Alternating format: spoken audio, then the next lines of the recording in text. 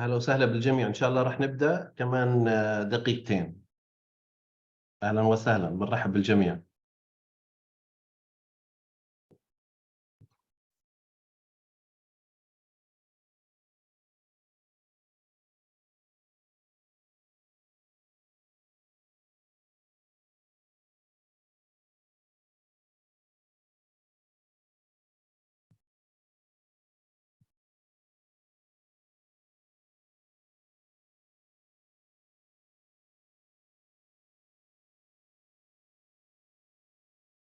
Two more minutes, Dr. Nuno, and we'll start.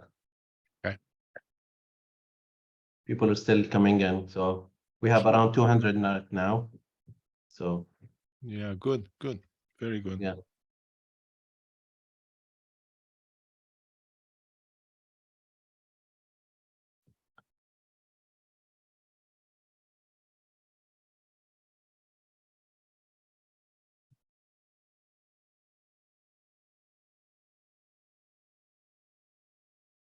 لسه ما بدأنا للي بيحكي إنه ما في صوت.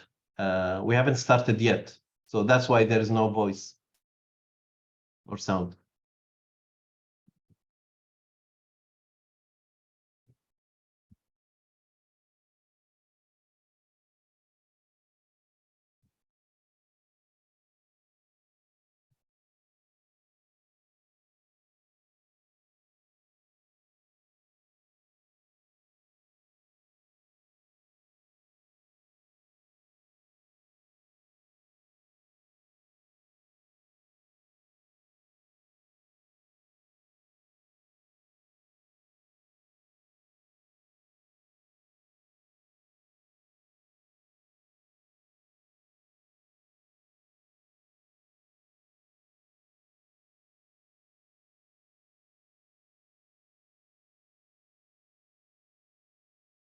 Okay, I think we're ready to start.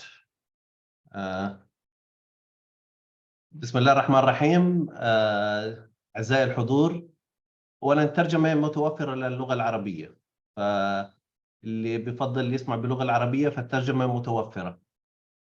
أنا معكم أسامة عبيدات، رئيس تنفيذي لأكاديمية الملك رانيا لتدريب المعلمين. أهلا وسهلا بالجميع مرة أخرى.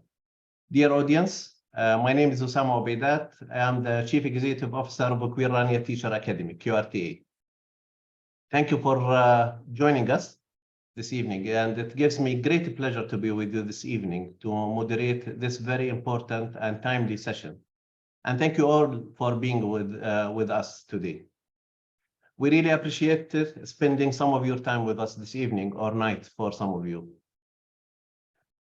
As many of you know, we launched QRTA Talk back in March 2020 to support educators, parents, and students by providing them with topics that help them tackle issues in the classroom, at school, and sometimes outside schools. And since then, since March 2020, this QRTA Talk has reached to more than 2 million viewers.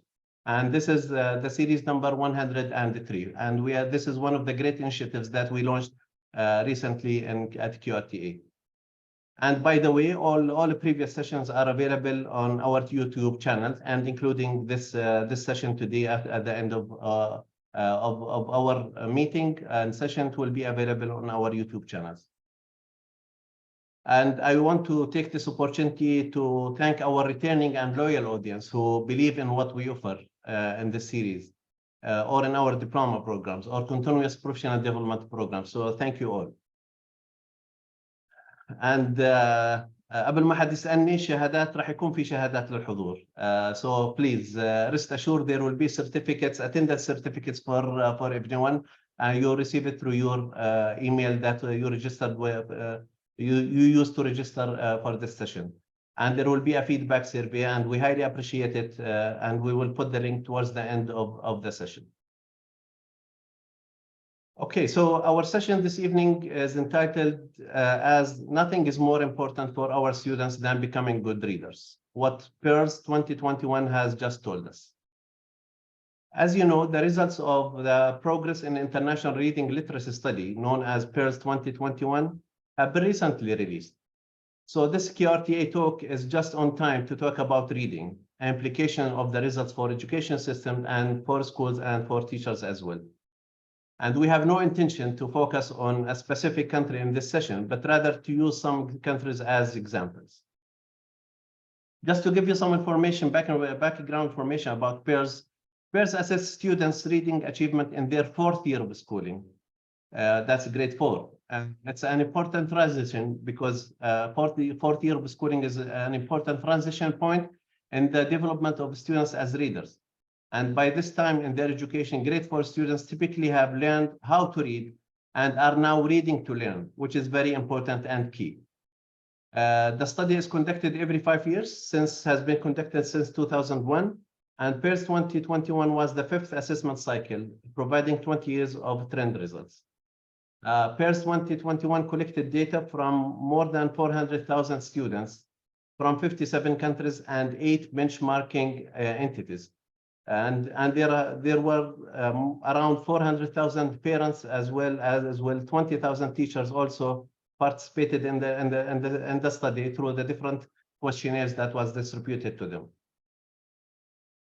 We are very pleased today to host Dr. Nono Krato, who is currently the president of Education Initiative. Sorry, I couldn't pronounce it in Portuguese, but we'll definitely when come time and Dr. Nono will pronounce it.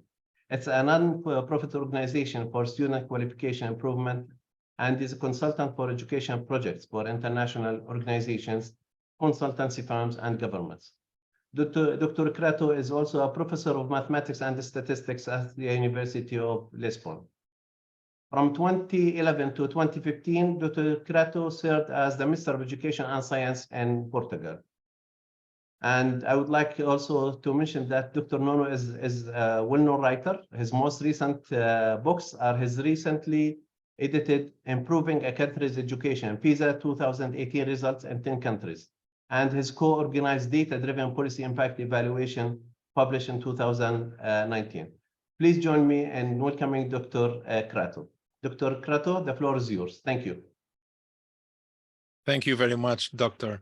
Osama Obeidat. Thank you very much to the Queen Rania Teachers Academy for the invitation. For me, it's a great pleasure to be here. It's the second time I'm here in different events, but it's always a pleasure. I'm going to discuss exactly the topics that you indicated, and I'm going to start sharing my screen, so allow me a couple of seconds.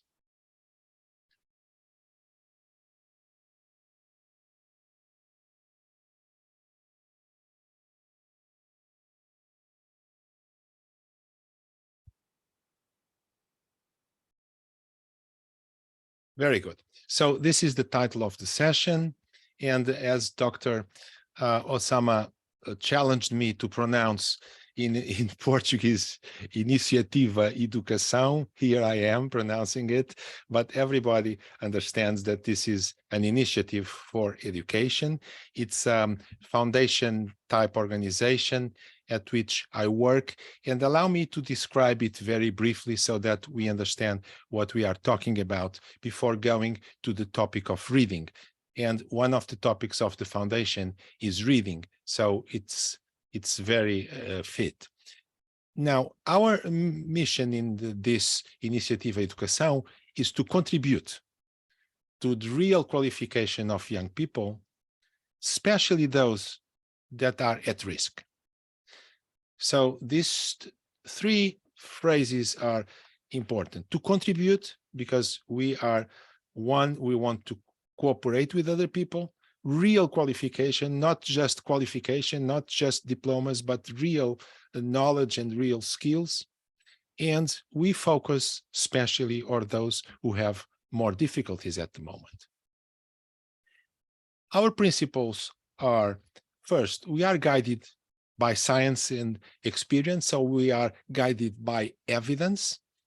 And this means that we know that ideology, then many things, philosophy and so on, are important ways of looking at education. But nowadays we have much more science and much more experience and much more evidence and much more data to discuss education. And we talked about PIRLS, PISA, TEAMS, and this type of international survey studies started essentially in 1995 with TEAMS, then in 2000 with PISA. So this is relatively recent, but it has already amassed an incredible amount of data on which we can reflect. And so we are at a much better situation to understand data and to understand science than we were about 20 or 30 years ago. Then we focus on the essentials, because in education there are many, many things that are interesting, that are useful, but the essential things are not that much. And if we solve the essentials, then we can look forward to other topics.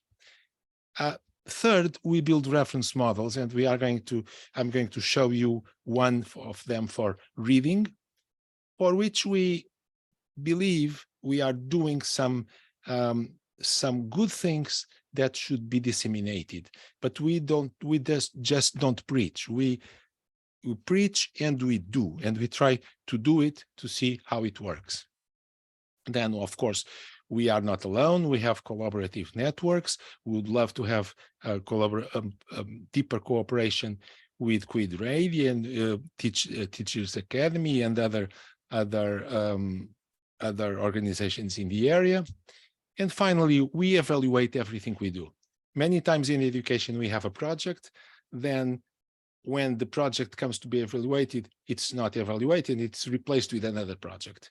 And we believe that that's not the right way to go. The right way to do things is to do and evaluate and see if it works or not to repeat errors, and to reinforce whatever correct we might be doing. We have essentially 3 programs. The first one is A to Z, so it's to read better, to learn more, exactly what Dr. Osama said. So we have to learn how to read so that we can read to learn. And the first thing is to read better, to read and to read better. Second program is a program for vocational education, which is also very important, but at a different stage of life.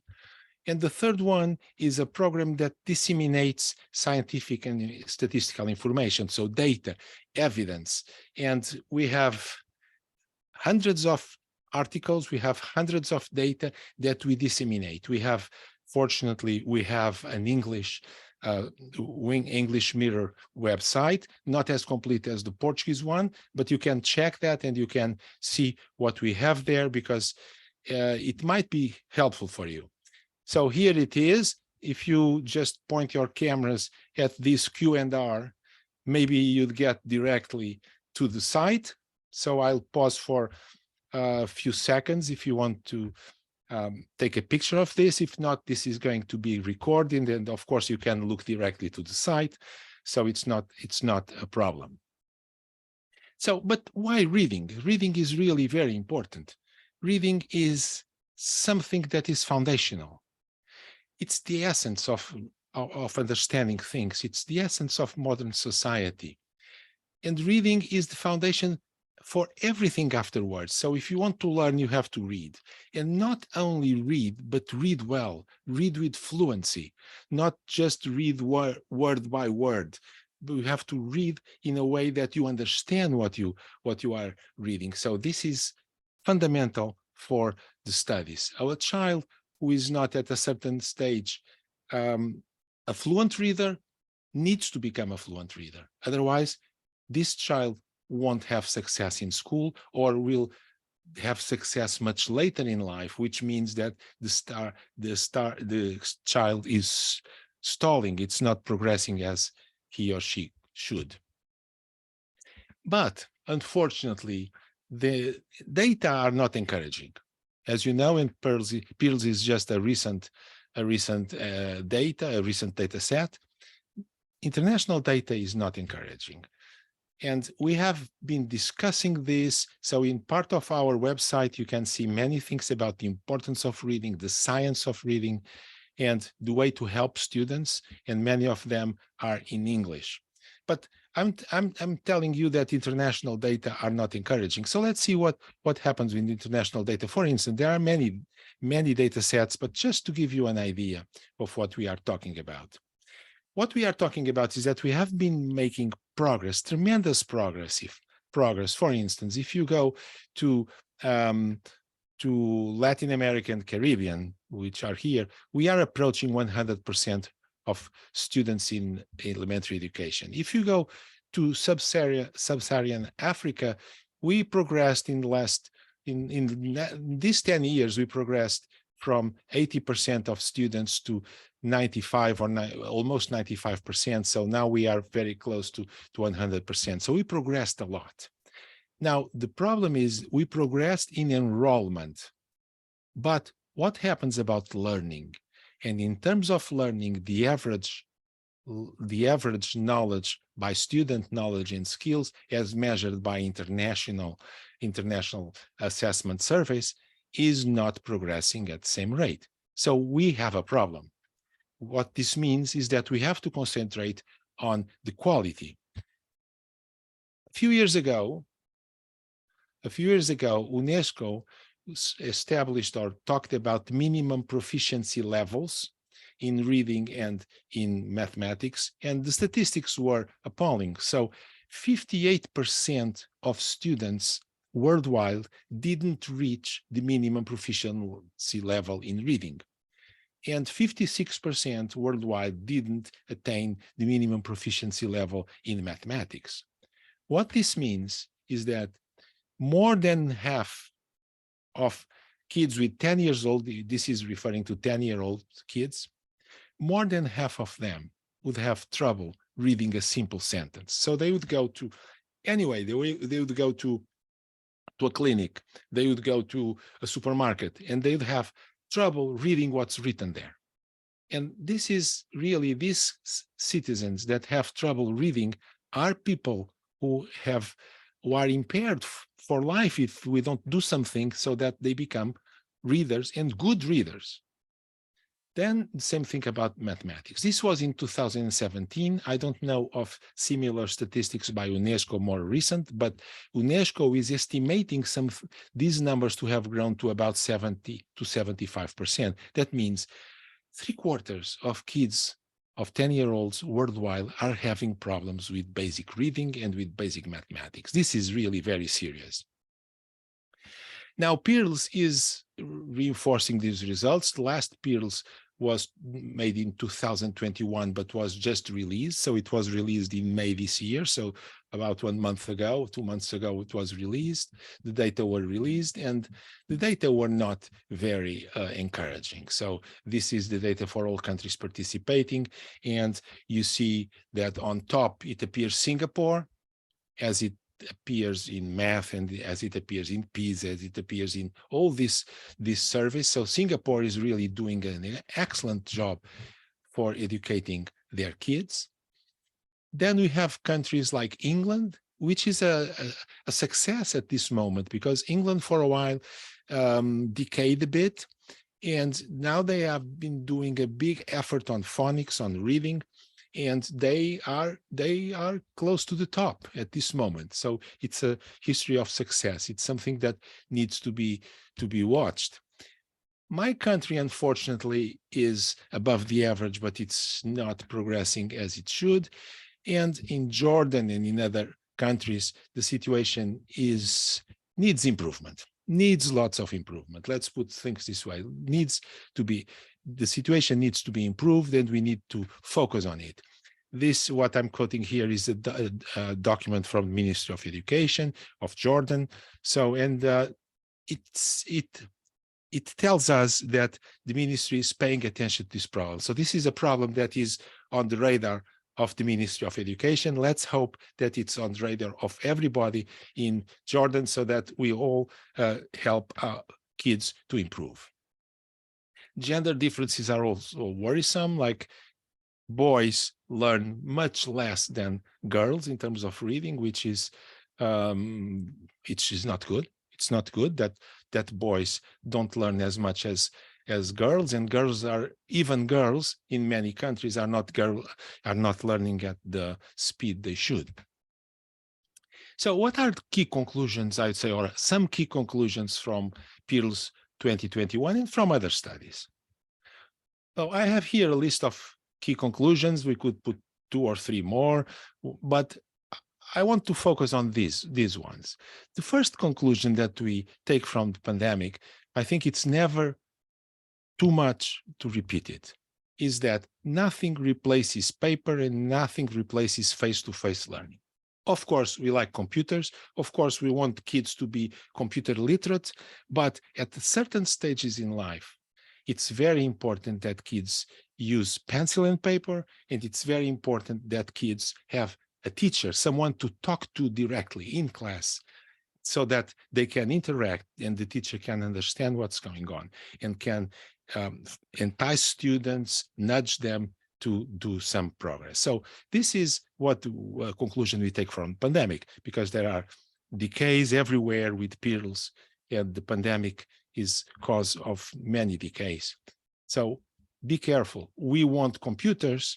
We want to have remote learning when necessary. That's good, but nothing replaces face-to-face learning.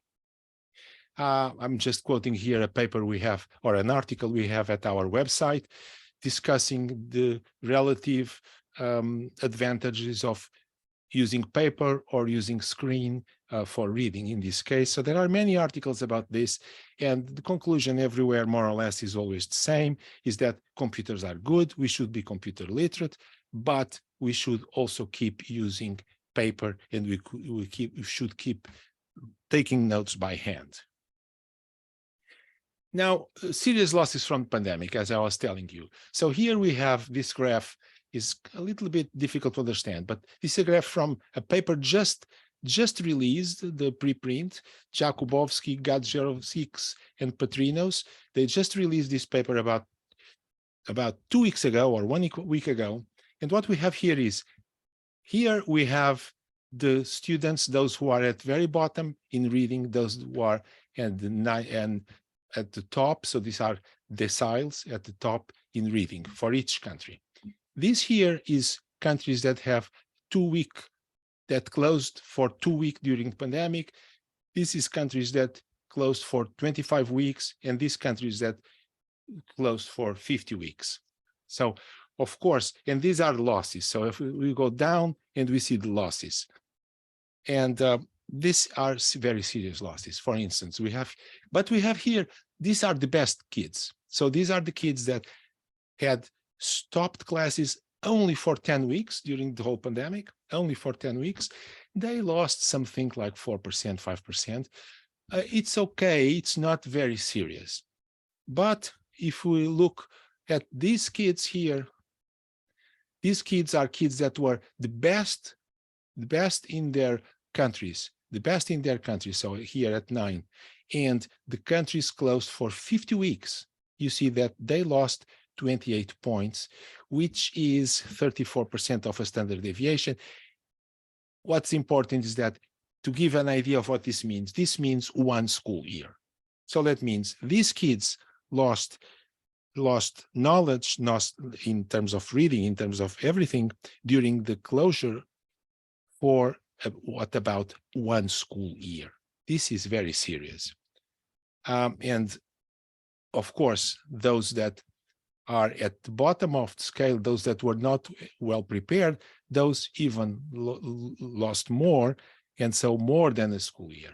So this means that we are coming out of a pandemic with serious losses, and the serious losses are more serious for low-income kids. There is a view about this that thinks, oh, okay, we had losses, and we had losses for low-income kids more serious than for other kids, but now we are recovering. And so this is just an interruption. It's just an interruption. I don't believe this is an interruption. I think this is really a disruption in terms of what's happening in school. So we really changed things, because nowadays we lost track of many things that we were trying to keep track of. So we need to face seriously, even more seriously now after the pandemic than we were before the pandemic, where the results were not good, as we know.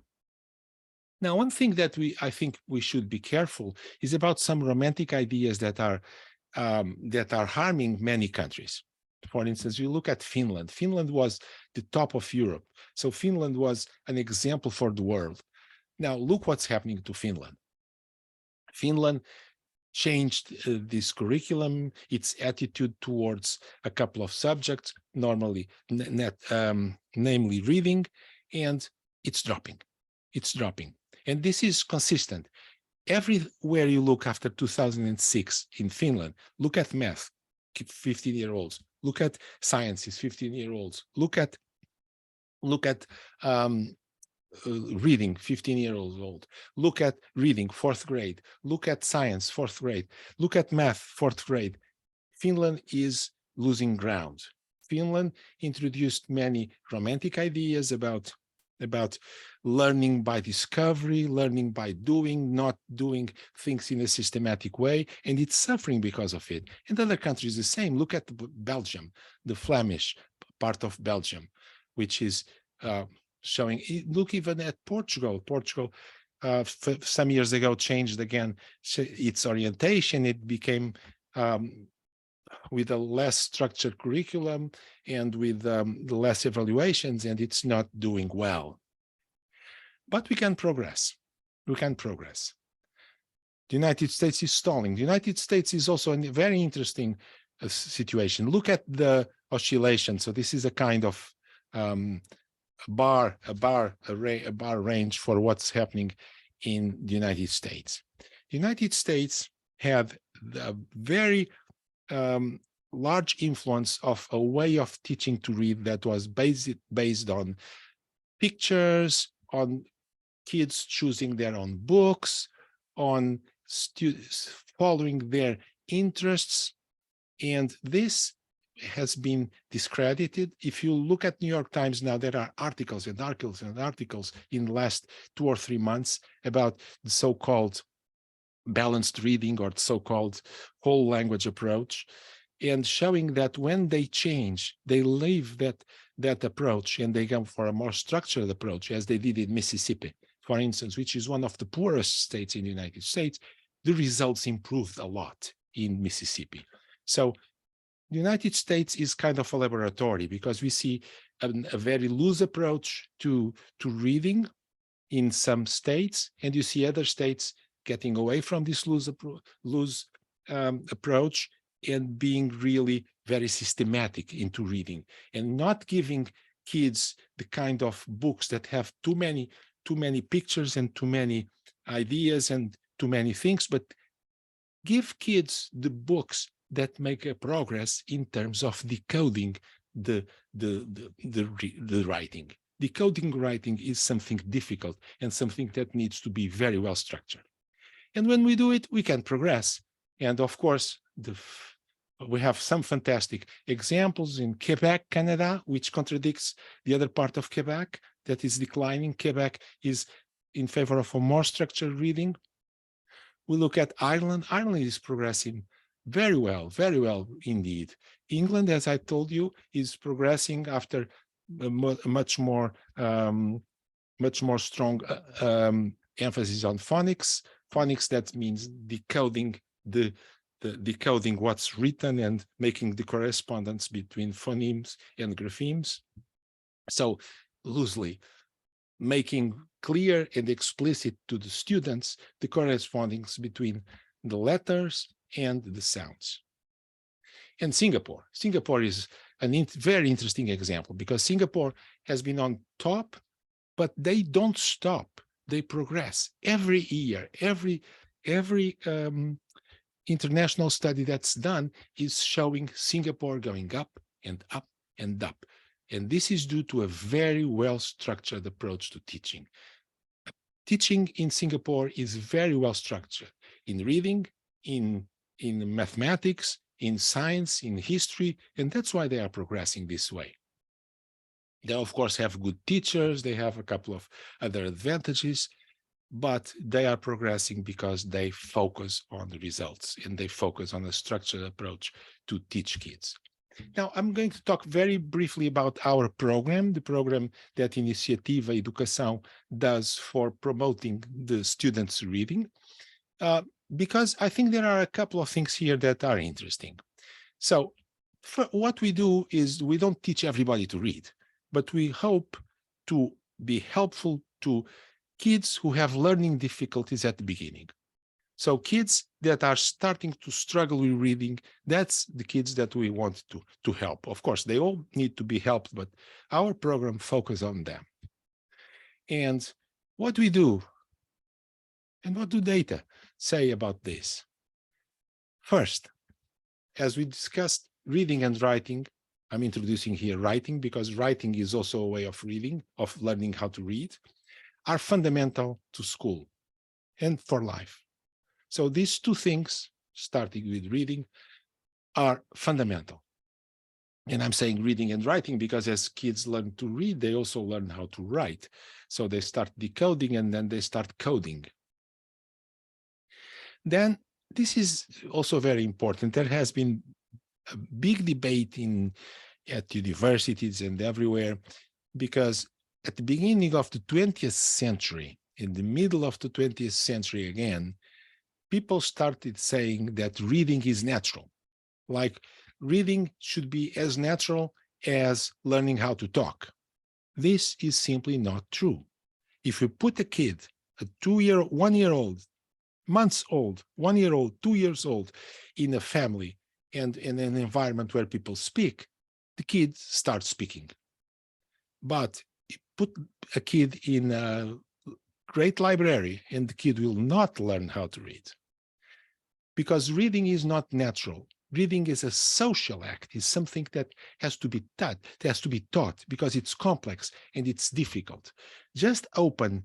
You mostly, I believe your kids mostly learn in Arabic at the beginning. And then just think how they struggle when they change into English, for instance, because I know that your kids also learn English.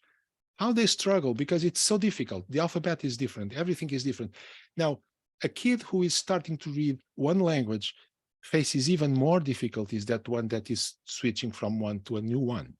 So it's a complex and difficult skill to learn, and we have to face it. It's not something that we just give books to kids. We just tell stories to kids, just put lots of pictures. No, we have to be systematic and learning according to the natural progressing of reading, which is different from natural progressing of speaking. And finally, when we intervene, that means when we want to focus on students that are having problems, we should do it in a very systematic and structured way, and we should do it timely. We should do it as soon as we see the kid is having special difficulties. And our program is based on this. So we focus on decoding, so how to sound out the signs that are written on paper, on fluency, precision, and expressivity, because it doesn't suffice to be able to decode. You have to decode automatically and rapidly. So you have to be able to read very naturally, to read at a high speed, because that's the way that you understand what you are reading. If you read like 10 words per minute, you don't read like this and you don't understand what you are reading. You have to have it automatic, to have speed in reading. And then you have to have precision. You don't read one word for the other. You don't read what for watch. You have to read what here and watch there, to be precise on what you are reading, and to have expressivity. Expressivity means that student doesn't read like tomorrow I'm going to school, but reads tomorrow I'm going to school, and it will be fun. And this means that we have this fluency is something that we have to develop on the kid, because that's what leads to comprehension. That's what leads to comprehension. And when they start understanding the texts and they have some background knowledge, which is something very important, because it doesn't suffice to be able to read. It doesn't suffice to read. It's also important that kids don't read only very funny books. They should read books about history, books that have some geography insights there, books that open their minds to the world, that give them background knowledge. Without background knowledge, we don't understand what we are reading. We just sound the words. We have a very shallow understanding of what's going on. We don't have an understanding of what really is in the text. So what we do is we identify students. We have tests. We give tests to them to identify students. We discuss with the teacher in the class which students really need help. If none needs help, better. But then we identify 1 or 2 students or 3 or 4 in a class that needs some help. And then we teach and we evaluate what we are doing. So we evaluate every 3 weeks the kids, and we evaluate the kids compared with the class 3 times a year. So, but we evaluate because we work, and we work this way. We have 1-to-1 or 1-to-2 regular support to kids in short sessions, usually half an hour, 45 minutes, usually 4 days a week, in which we go in a very systematic way, see what student is able to read, and then start very systematically teaching this sounds this way, this sounds that way, let's read this word, let's read this thing. And we don't progress with things that kids like. Of course, we would like to have things that kids like. I'm not saying, but we progress in a way that goes according to the alphabetic symbols. So we don't teach very difficult words at the beginning. We teach words that are easy to sound out. So this is what some people call phonics, and it's just it has to be very systematic. Now, we evaluate, we look at starting point, we look at the progress, we compared with those that remain in class, and we look at international references. And I'm just going to give you some illustrative results that we have in a place in Portugal. Well, here we have at yellow the intervention group. That means the group that we help to progress systematically every day for a short period in a very systematic way. And this is during 1 year. So this is the speed of words correctly read to minutes. So speed and precision. And we see that if we apply the expected evolution of the kids, the expected evolution according to international studies and to Portuguese studies would be this way. So they start with 22 words per minute, then they go to 29, then they go to 39. But they progress much faster than that, almost the double of the speed once they have an intervention. Because reading just needs this, to be systematic, to be with the kids, to help them decoding and practice.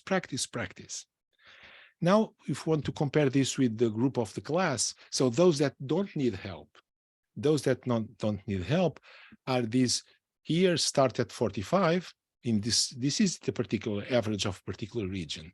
So start at 45, and then according to the same international experience in national experience, they should progress this way. In this case, for some reason, they didn't attain this. So it means that we should pay some attention to why this is happening with the class. But what's remarkable is that kids that started with high difficulty, so 22 words per minute at second grade is very low. They started this, they attained the same thing as the other kids. So, and once they attain the class, that we feel that, oh, this is a good start. Now they are not lagging behind. Now let's improve the whole class. Now, to know more about the program, of course, you have here this QR code. So if you want to take a picture of this, you will be directed to this website in English, to our website in English, in which you see more about what we do for reading. If you want to keep in touch with me, follow me, this is my Twitter. And this is, I don't know why my picture is there. I think Twitter does this automatically. So it puts my picture there. And I don't know why Chrome does this automatically, puts like a bird or whatever this is. I don't know what this is when we do it on a website. So this is my Twitter, if you, in case you want to follow me. And this is my website where I have many things about this. But more importantly, you have the Iniciativa Educação website, where you have more data about this. And thank you very much. I hope that I finished exactly on time, as Dr. Osama asked me to do. I was keeping, and so now it's time for questions and answers. Thank you very much. Thank you, Dr. Kata, for this very informative session, very useful information, definitely, and great insight information about the different programs. And what you do at your initiative is very, very creative, definitely, and can see how it's going to improve reading. It's already started improving reading. I'm sure there are so many questions. I can see the Q&A is full of questions and the chat. And please, إذا كان عندكم أي سؤال, please put it or post it in Q&A, under Q&A. راح نطلع وراح ناخذ بعض الأسئلة under Q&A. I just want to start with from one of the slides when you said reading is not a natural act. It's a social act. This is really very important and inspiring, which is the case. So I want to ask you about factors outside the school and community, availability of libraries, availability of reading resources, availability of libraries at home, how parents encourage reading, etc. To what extent this is important, and it really, again, looking at PIRLS 2021 results, it is one of the factors that really made a difference in students' achievement in reading 2021. I would like you to just to talk a little bit more about it, Nono, please, if you don't mind. Sure. This is a very important issue. To learn how to read, we need to be systematic with kids and teach kids how to read. But that is not enough. There are many things that go with it. For instance, if parents read at home, that's a huge advantage for kids, because then kids start seeing reading as something that other people do. So it's not something for the school, it's something that belongs to life. And this changes their mind. They start, as kids are naturally curious, they start trying to see what the parents are reading. They look at it and they don't understand what's there. But that's not a problem. That's even good, because if they don't understand, they want to understand. And then we can say, and the parents can start saying, look, when you go to school, you will learn, but I'm going to teach you this word or that word. And kids love that, love it. Kids love it. So this is something that parents should do. And it's very important for parents. Other thing that is very important for kids too, and there is lots of research about this, is that parents should read aloud to the kids. If parents read aloud to the kids, they show that reading is fun.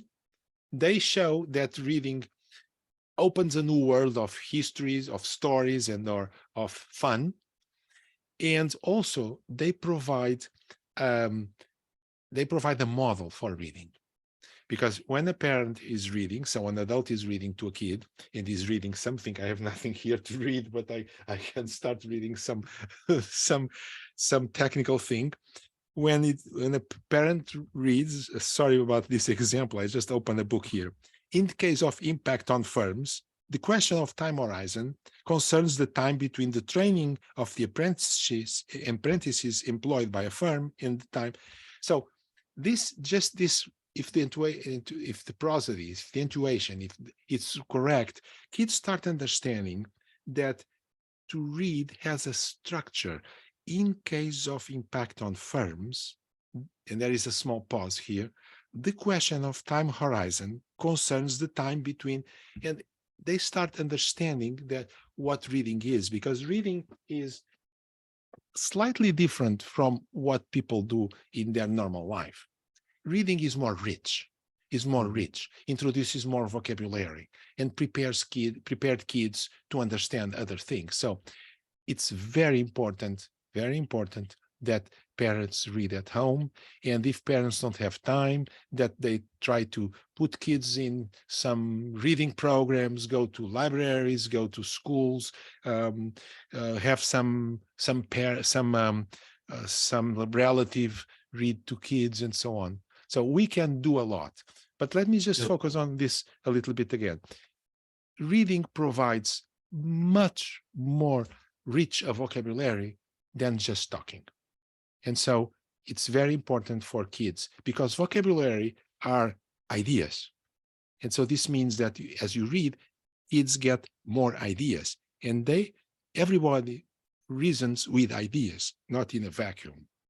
Sorry for giving so long an answer. No, this is definitely a great answer. So when we look at some of the results of the countries such as Jordan that you said needs improvement, so we don't have to blame schools or only schools. So we have also to consider some aspects, some elements, some factors that definitely negatively impact students' performance in reading, such as parents' engagement, as you said, availability of resources. These are very important. We don't want to always to keep blaming teachers and the schools for such results. So we have to make it clear.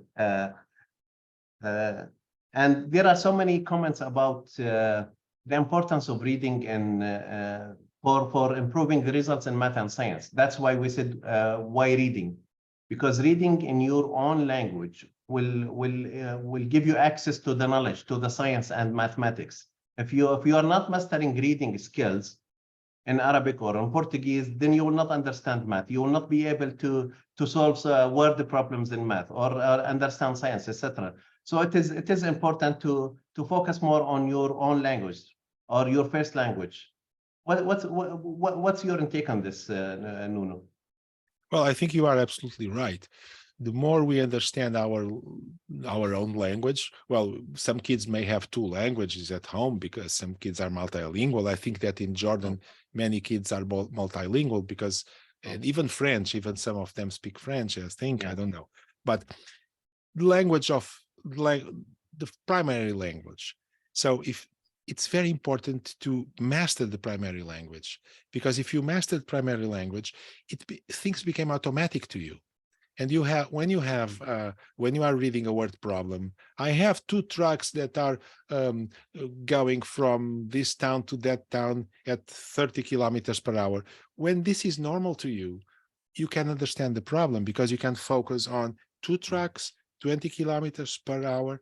And if not, you are lost. You say, two trucks? What are trucks? What is this? Oh, are cars. Okay, then the kids stop and then go again.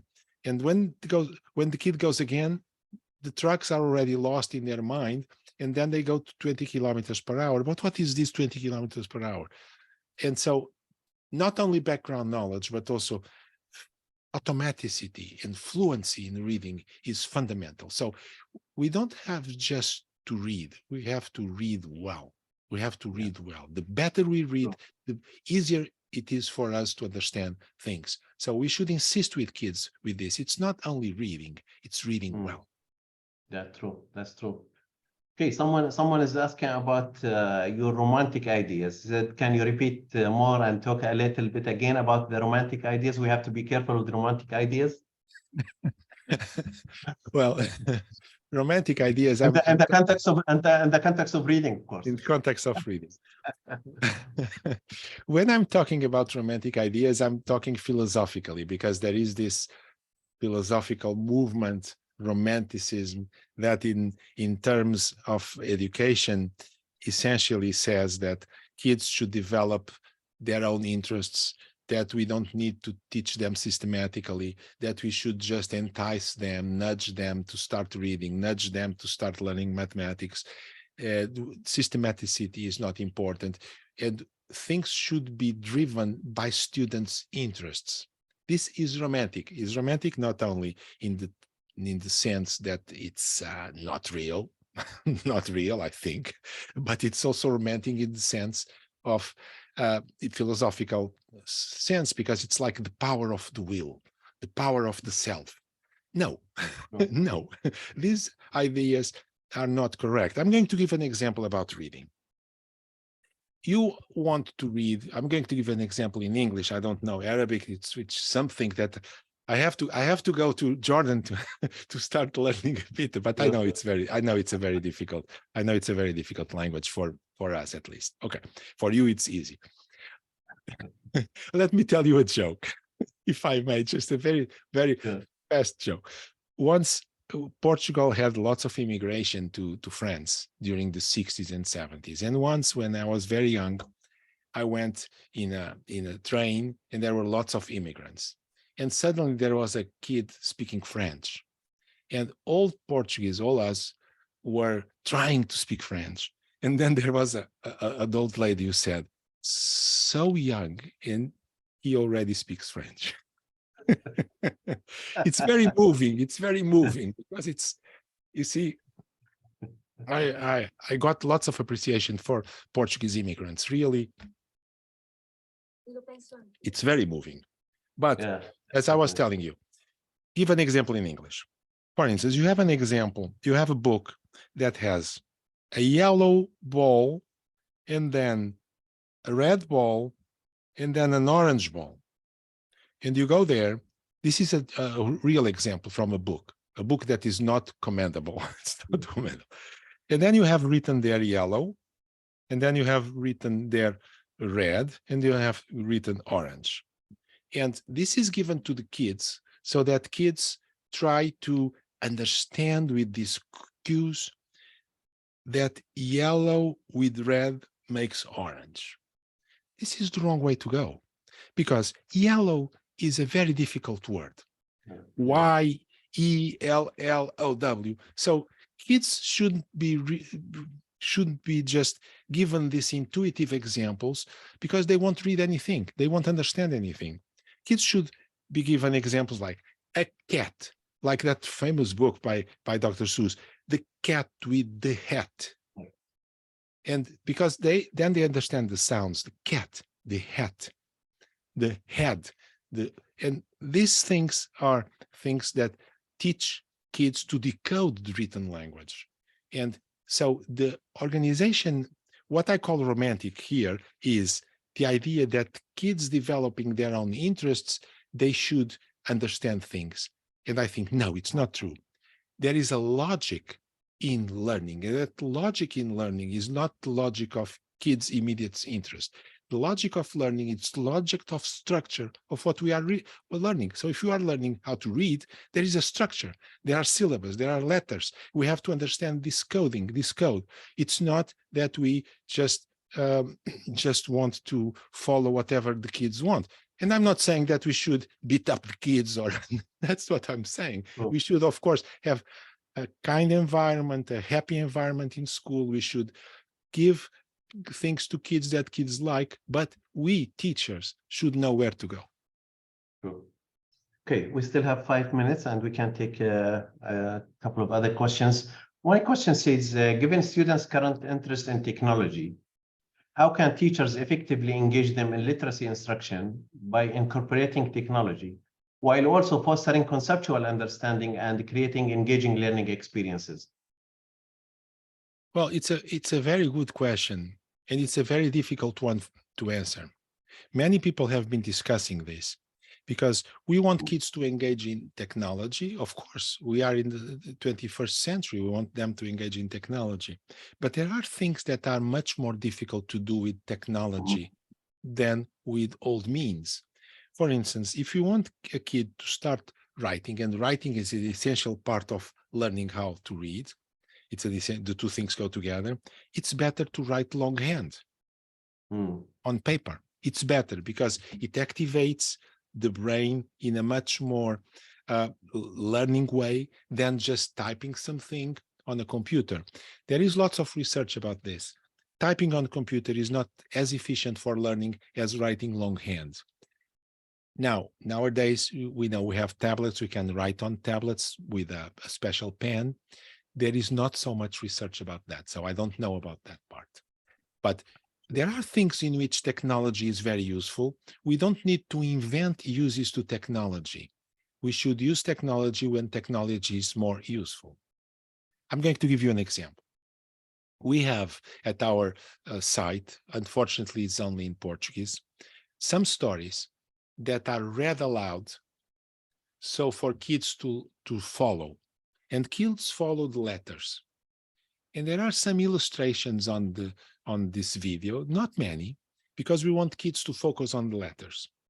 And this is a nice way to reinforce reading and to practice reading, because kids by themselves can put the screen on, start a story, and then they see the words appearing, and with a fraction of a second later, there is a professional, an actor, someone who reads it aloud.